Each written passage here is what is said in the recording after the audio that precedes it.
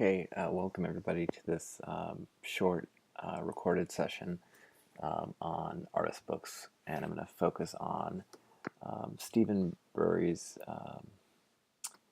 catalog and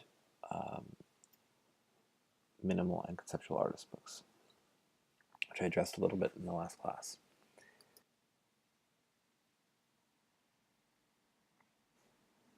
So we've talked about what is an artist book, so I want to look at this question through the particular lens of Bury's book, which will take us a little bit away from Joanna Drucker, but she does encompass this mode of work, but I want to kind of highlight this strain to you, and hopefully if this is successful, you'll see a kind of branch of artist books described here. So again, we're going to think about this model I'll probably keep showing you of concept on one side and craft on another, and the exchange that all artist books entail. But we're going to be heavy on concept today. So we talked a little bit about 26 Gasoline Stations by Ed Ruscha as a kind of artist book for some people. That the kind of conceptual artist book, cheaply produced using readily available technology, as what an artist book is in certain contexts, an idea that Joanna Drucker resists. And Bury himself gives a history and background, which I'll address in a bit. So in his book, Bury focuses on how artists put the medium of the book to use in the era the late art critic and philosopher Arthur Danto described as after the end of art, when the emphasis shifts away from the valuing virtuosic technique and instead shifts towards valuing the conceptual framing of objects or events, as in Duchamp's fountain, urinal, or Warhol's Brillo box. Bury focuses on the relationship between the artist book and both conceptual and minimalist art, with particular attention to the relationship of the book to sound and performance as documentary, archive, or score. The quote from my review of the book that I read to you last time, but it's where I tried to distill some aspects of what he's doing and put it in a historical and critical context. So I showed you this last time as well. This is a spread from 26 gasoline stations, which is very typical of the 26 spreads of gasoline stations that are available in the book with so it's a very lean concept. The name of the gas station, brand essentially, and its location, and then a photograph.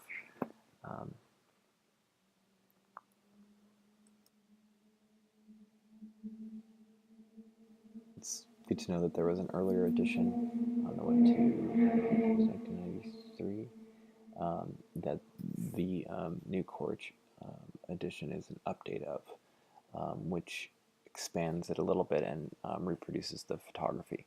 But this is a kind of good question if you're a librarian and you have the previous one in your collection. Is it worth getting the new one? If your focus is really on artist books, yes, but they're actually much of the old book is reproduced in the new one.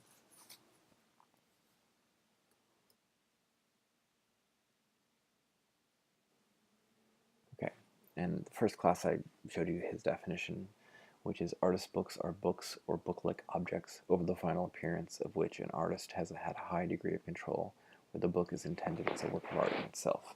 So this is about as plain and robust as a definition as there is, but it's incredibly open and lacks the kind of specificity that Joanna Drucker is pushing for in the longer definition of hers that we've talked about. And this doesn't really tell you his lean towards the conceptual books quite yet.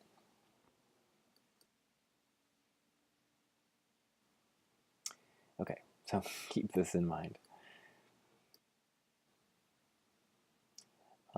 Bury's book begins with a series of very short essays on topics such as Mallarmé and Broodhuis,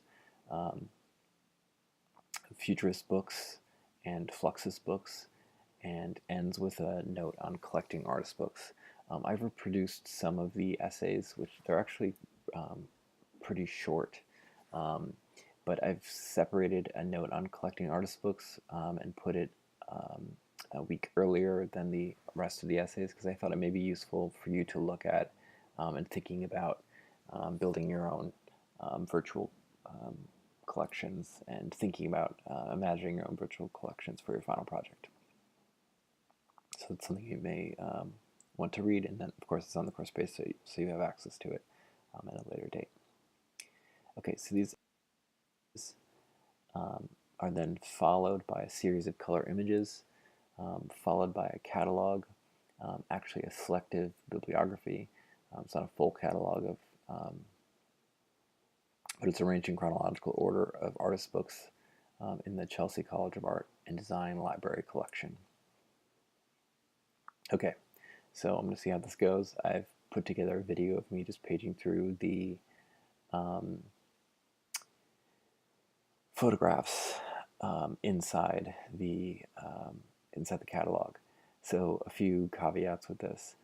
So one of the things you see in many things about artist books is artist books are not catalogs usually. So it has to be a very specific catalog if it's going to be an artist book. So this is a catalog of artist books or a bibliography of artist books from a particular collection. And then there's a subset of those that are photographed here. So you're seeing me paging through a book of photographs of other artist books. So there's several layers of mediation here, which actually makes it kind of fun, I think. To spice things up, I've added a soundtrack you may hear of Steve Reich's Music for 18 Musicians, which is music that is very much in line. He's a minimalist composer with this sort of art that was depicted in the book itself. Okay, so let's see how this goes.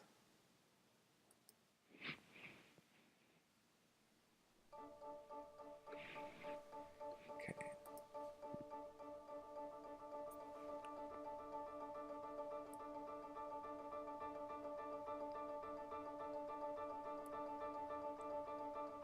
So, as you can see, this is a book that has a piece of matzah. This is a book that documents performance. These are Warhol's Bananas. Books by Bruce Nauman. The one on the left is Burning Small Fires, which is him burning an Ed Risha book called Various Small Fires. So it's a book about a book. Some soloist drawings.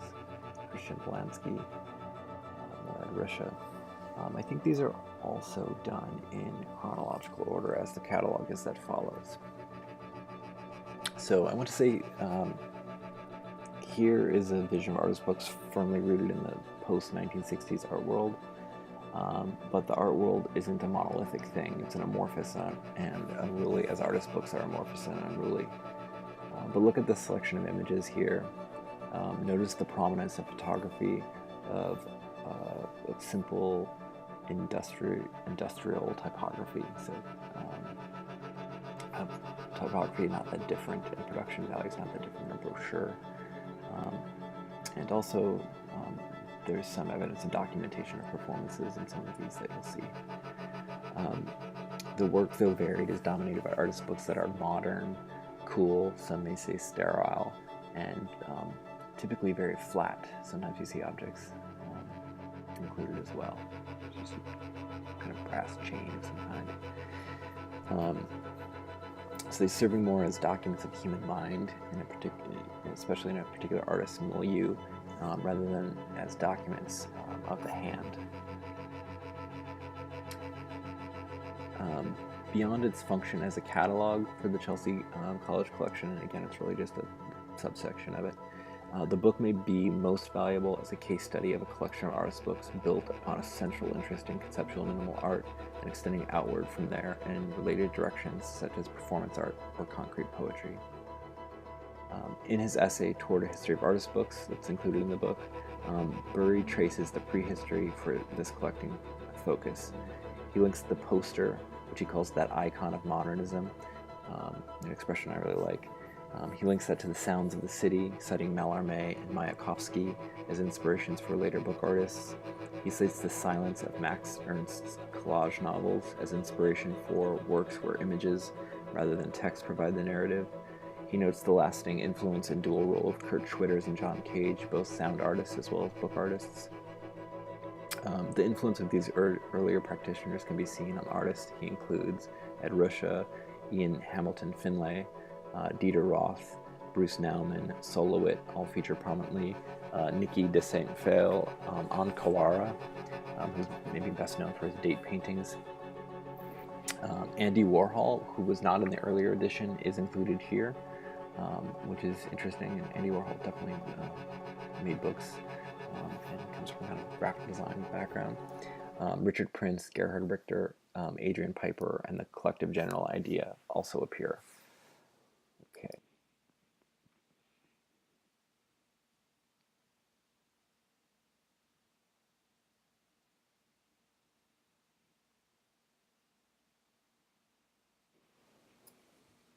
Almost all of these figures I just named are well-established artists of the second half of the 20th century, not primarily known as book artists, with Ian Hamilton Finlay and General Idea as notable exceptions.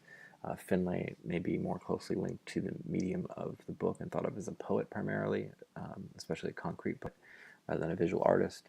General Idea, a really interesting group, was known for its publishing ventures, especially File magazine, before the work of the collective were collected more widely by contemporary art museums. And I believe that General Idea, some of the members of that were instrumental in founding Printed Matter here in New York. I think General Idea started in Canada. Okay, I'm going to keep it this short today because this isn't interactive, but just wanted to kind of give you this, hopefully, audio-visual introduction to what I'll describe as a kind of corner, but an incredibly important one, and one that is linked still to how at least much of the art world today. We can talk more about what that means throughout the course. Okay, so I will see you after next week. Goodbye.